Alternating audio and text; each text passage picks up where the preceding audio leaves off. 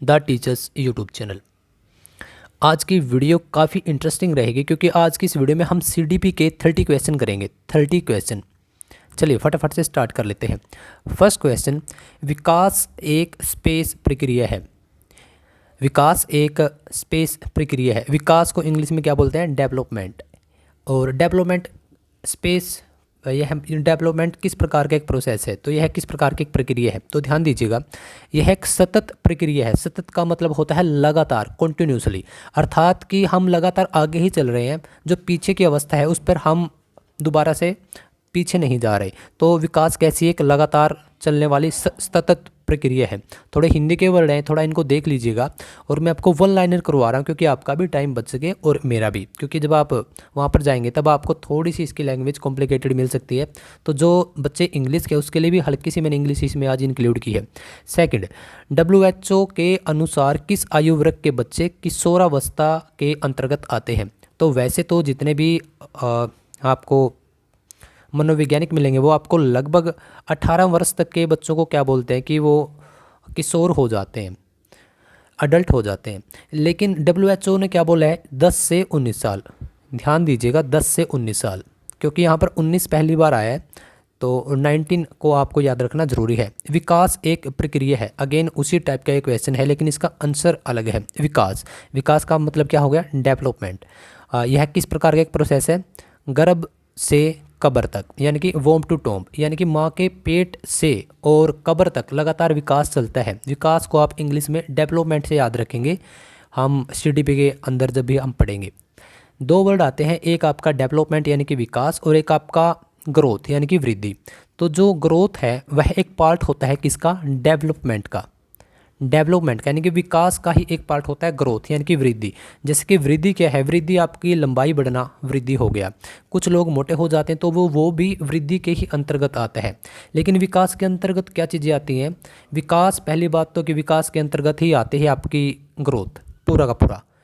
क्योंकि क्वेश्चन कभी कभार ऐसा आ जाता है कि ग्रोथ के अंदर क्या डेवलपमेंट है, यानी कि वृद्धि के अंदर क्या विकास है, तो यह गलत हो जाएगा।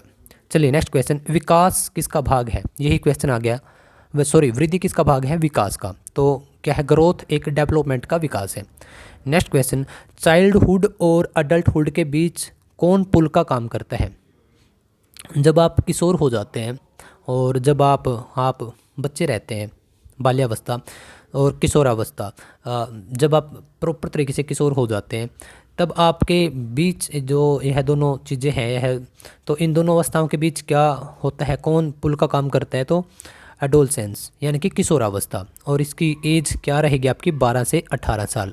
यह एक भयंकर एज होती है क्योंकि इसके ऊपर क्वेश्चन डाल रखे हैं मैंने, आगे इसी वीडियो में हम चेक करेंगे।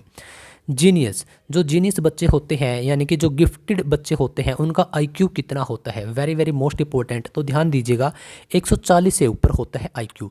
आईक्यू 140 तक के हमारे पास कुछ मापने के लिए मापक हैं, लेकिन 140 से ऊपर के जितने भी बच्चे होते हैं उनको जीनियस यानी कि गिफ्टेड बच्चों की कैटेगरी में रखा है। तो बहुत सारे ऐसे साइंटिस्ट और बहुत सारे महान लोग हुए हैं जिनका 140 से ऊपर आईक्यू रहा है।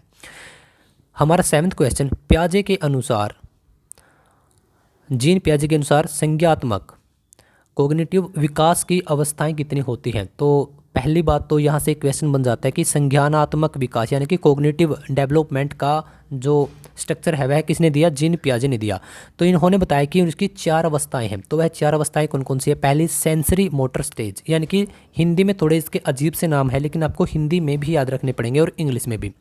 सेंसरी मोटर स्टेज, सेंसरी, देखिए जब सेंसरी का क्या मतलब हो गया आपका? सेंसरी में आपको एक वर्ड दिख रहा है सेंसिज, है ना, और हिंदी में इसको बोल रहे हैं संवेदी पेशीय अवस्थाएं। यह होती है आपकी 0 से 2 साल तक की। इसमें मोस्टली बच्चा अपने सेंसेस से ही सब कुछ गैस करता है। जैसे कि हमारे घर में कोई छोटा बेबी है, 1 साल का है, 1.5 साल का है, तो उसको बोलना नहीं आता, तो तब वह अपनी ज्ञानेंद्रियों से ही इस पूरी दुनिया को, अपने घर के, अपने मम्मी पापा सबको अपनी ज्ञानेंद्रियों से वह नोट कर रहा होता है।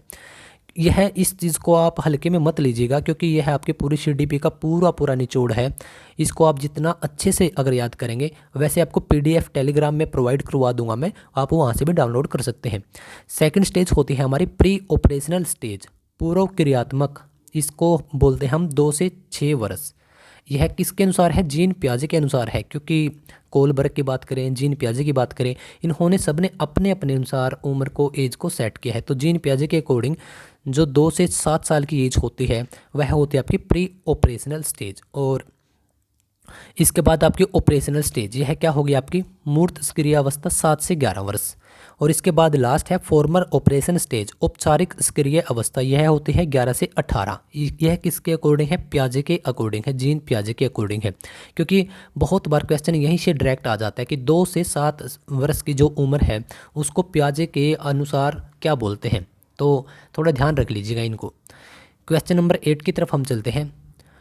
लेव वाइगोत्स्की किस देश के मनोवैज्ञानिक थे? तो यह भी मोस्ट इंपॉर्टेंट है, वाइगोत्स्की भी, यह थे रूस के। वाइगोत्स्की कहाँ के थे? रूस के। क्वेश्चन नंबर 9, शिक्षा का अधिकार अधिनियम, राइट ऑफ एजुकेशन एक्ट कब लागू किया गया? देखिए 2009 में तैयार हुआ था, लेकिन 2010 में 1 अप्रैल 2010 को लागू किया गया था। इंपॉर्टेंट क्वेश्चन है, बहुत बार एग्जाम में यह पूछा भी गया है। जो अभी हमारी न्यू एजुकेशन पॉलिसी आई है, राष्ट्रीय नेशनल एजुकेशन पॉलिसी है, जो राष्ट्रीय नीति शिक्षा नीति 2020, तो इसमें स्कूली शिक्षा की एक संरचना तैयार की गई है। तो क्या है वह? आपको ध्यान रखना कि 5+3+3+4 यह एक स्टेज तैयार की गई है। नेक्स्ट क्वेश्चन, शिशुवस्था यानी कि इन्फेंसी से पहले भी एक अवस्था होती है, उसे क्या कहते हैं? तो पहले तो शिशुवस्था को समझ लेते हैं हम, इन्फेंसी को, जो 0 से 2 यानी कि पहली 2 साल हमारी इन्फेंसी की होती है, शिशुवस्था की होती है। तो उससे पहले भी एक स्टेज होती है, तो वह माँ के पेट में स्टेज होती है, तो वह होती है पेरेंटल स्टेज। जब आप आपकी माँ के कब्र में पेट में होते हो, गर्भ में होते हो, तब इसको क्या बोला जाता है? Parental stage. लेकिन हिंदी में इसका थोड़ा सा डिफिकल्ट नाम है, इसका हिंदी में नाम रहेगा प्रसव पूर्व अवस्था, प्रसव पूर्व यानी कि जन्म से पहले की अवस्था। जो पेरेंटल स्टेज होती है इसका समय कितना होता है? तो इसका 9 महीने 10 दिन या फिर 280 दिन। वेरी वेरी मोस्ट इंपॉर्टेंट, हल्के में मत लीजिएगा, मैं आपको बार बार यही बोल रहा हूँ, क्योंकि यहाँ से आपके डायरेक्ट क्वेश्चन आपको एग्जाम में फंसे हुए मिलेंगे, बात साफ है। हमारा 13वें नंबर का क्वेश्चन, आइडेंटिटी क्राइसिस किस उम्र में होते हैं? वेरी वेरी मोस्ट इंपॉर्टेंट, तो किशोर अवस्था में। किशोर अवस्था 12 से जो आपकी 18 साल की एज होती है, इसमें आपको आइडेंटिटी क्राइसिस होते हैं।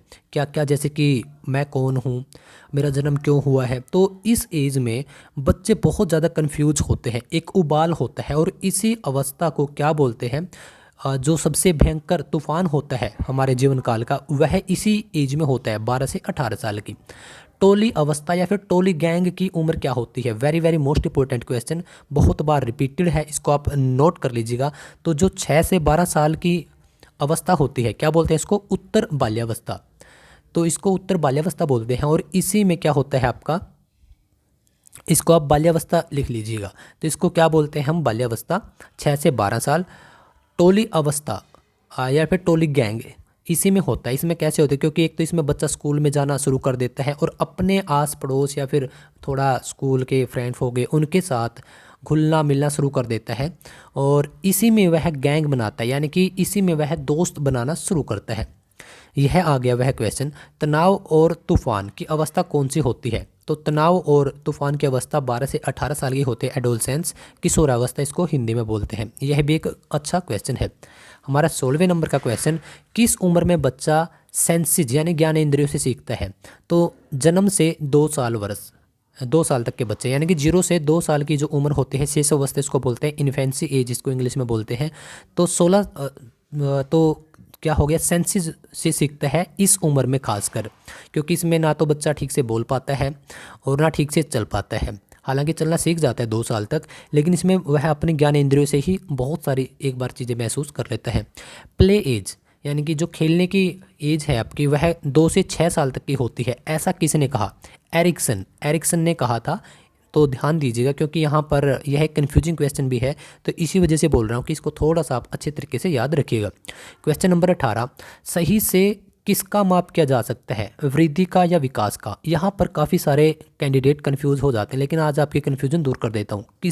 कैसे माप किया जाता है? देखिए, वृद्धि का या फिर विकास का। सही से किसको माप सकते हैं? वृद्धि को। देखिए 2 चीज़ें होती हैं, एक आपकी वृद्धि को बोलते हैं इंग्लिश में ग्रोथ, और एक विकास, विकास को बोलते हैं डेवलपमेंट।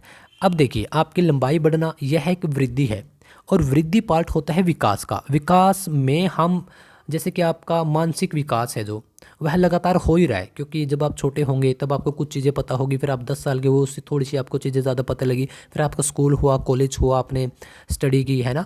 और बहुत सारे आज के टाइम पे पेरेंट्स भी बन चुके हैं, तो आपका विकास तो चल रहा है ना, लेकिन क्या हम इसको मेजर कर सकते हैं? इसको मेजर नहीं कर सकते। तो यह आ जाता है आपका डेवलपमेंट के अंदर। और जिन चीज़ों को हम माप सकते हैं, जैसे एक छोटा बच्चा होता है, 10 साल में उसकी थोड़ी हाइट बढ़ती है, फिर 12 साल में हाइट बढ़ती है, 18 साल में वह जवान हो जाता है। तब जिन चीज़ों को हम माप सकते हैं, जैसे वेट है आपका, जो वज़न है, उनको उसको माप सकते हैं, आपकी हाइट माप सकते हैं, तो वह आता है वृद्धि के अंदर, यानी कि ग्रोथ के अंदर। और वृद्धि ही एक पार्ट है किसका? विकास का, यानी कि डेवलपमेंट का। लेकिन विकास को हम माप नहीं सकते, इतनी बातें आपको पता होनी चाहिए। जन्म के समय बच्चे का शरीर का लगभग कितना प्रतिशत होता है? तो लगभग 25% होता है, यानी कि 1/4 भाग होता है सर के अंदर, मतलब कि वजन के हिसाब से बोल रहे हैं।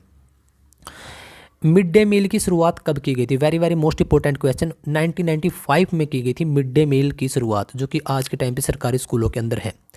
जितना अच्छा मोटिवेशन होगा, सक्सेस रेट उतना ही अच्छा होगा। यह किसने कहा था? Very very most important and very very most repeated question.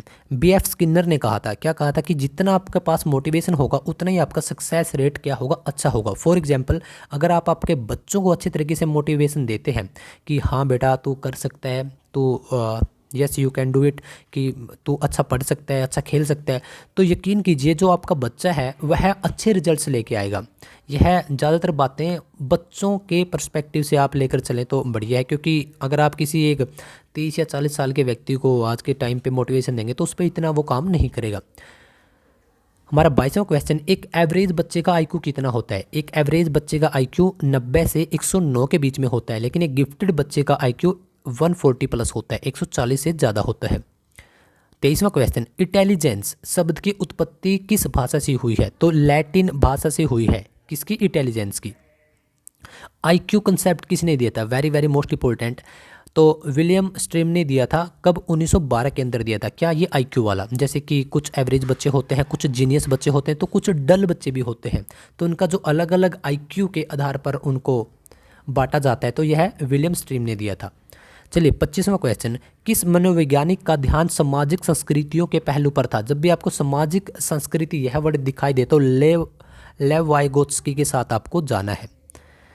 अगर नैतिकता पूछ लिया जाए, जैसे कि नेक्स्ट क्वेश्चन में पूछा कि सही गलत को पहचानना नैतिकता कहलाता है, नैतिकता आए तो कोहलबर्ग के, लॉरेंस कोहलबर्ग इनका पूरा नाम है, तो इनके साथ आपको जाना है। चलिए हमारा 27वां क्वेश्चन, प्रतिभाशाली बच्चों में कितना IQ पाया जाता है? प्रतिभाशाली यानी कि आपके जीनियस, आपके गिफ्टेड बच्चे, तब आपके 140 से ऊपर होगा इनके अंदर। 6 वर्ष से 14 वर्ष के बच्चों को बिल्कुल निःशुल्क शिक्षा दी जाए, किस एक्ट में बताया गया है? तो राइट टू एजुकेशन एक्ट भी इसके सामने एक्ट लिख लीजिएगा। 2009 में यह आया था, लेकिन यह लागू कब हुआ? 2010 में। 2010 में लागू हुआ था ये। बाल केंद्रित शिक्षा के समर्थक कौन थे? तो जॉन डेवी थे बाल केंद्रित शिक्षा के समर्थक। और हमारा आज का लास्ट क्वेश्चन है, लिंग यानी कि जेंडर एक कैसी संरचना है? आपकी बायोलॉजिकल संरचना है या फिर आपकी सोशलिक? तो आपकी सोशली संरचना है। और ठीक है, और इसी के साथ आज के हमारे 30 क्वेश्चन होते हैं यहाँ पर, हम इस पर विराम लगाते हैं। तो फटाफट से कमेंट करके एक तो ये बता दो कि आपने अगर टेस्ट दिया है आज का तो आपके कितने क्वेश्चन सही हैं। सेकंड, कि इसी यूट्यूब चैनल पर आपको CDP की, SST की, आपकी हिंदी की, आपकी सभी प्रकार की क्लासेज अवेलेबल हैं। तो आप प्लेलिस्ट में भी जा सकते हो और आप डायरेक्टली यूट्यूब चैनल भी विजिट कर सकते हो। तो सबसे पहले इस वीडियो को लाइक कर दो और जस्ट 1 शेयर, एक शेयर उस इंसान तक जिसको आप चाहते हैं कि यस यह कुछ कर सकता है, तो उसी के पास यह भेज दो। बताना कि आपको वीडियो के अंदर कंसेप्ट कैसा लगा, वीडियो को आपको कैसी लग रही है, क्वेश्चंस आपको कैसे लगे। जो भी आपकी क्वेरीज हैं आप हमें बता सकते हैं। अब आप इंस्टाग्राम पर आ सकते हैं। इंस्टाग्राम हमारा द टीचर्स के नाम से इंस्टाग्राम है, तो आप उस पर भी हमें बता सकते हो। टेलीग्राम के अंदर आपको सभी लिंक मिल जाएंगे। और टेलीग्राम का लिंक आपको कहाँ मिलेगा? डिस्क्रिप्शन के अंदर आपको टेलीग्राम का लिंक मिलेगा। टेलीग्राम जरूर ज्वाइन कर लेना, क्योंकि यहाँ हर दिन 10 या फिर 20 क्वेश्चन ऐसे डाले जाते हैं जो कि आपको HTET या CET, आप जिस भी एग्ज़ाम की तैयारी कर रहे हो तो उसके लिए आप काफ़ी आपकी तैयारी को आंक सकते हो। तो उम्मीद करता हूँ कि वीडियो आपको काफ़ी अच्छी लगी होगी, और एक प्रे भी करता हूँ भगवान से कि आप जिस भी एग्ज़ाम की तैयारी कर रहे हैं वह एग्ज़ाम आपका जल्दी से आप क्रैक कर जाओ और सरकारी नौकरी आपके हाथ में हो, और फिर आप द टीचर्स के प्लेटफॉर्म पर मिठाइयाँ खिलाने के लिए आए। चलिए, थैंक यू गाइज।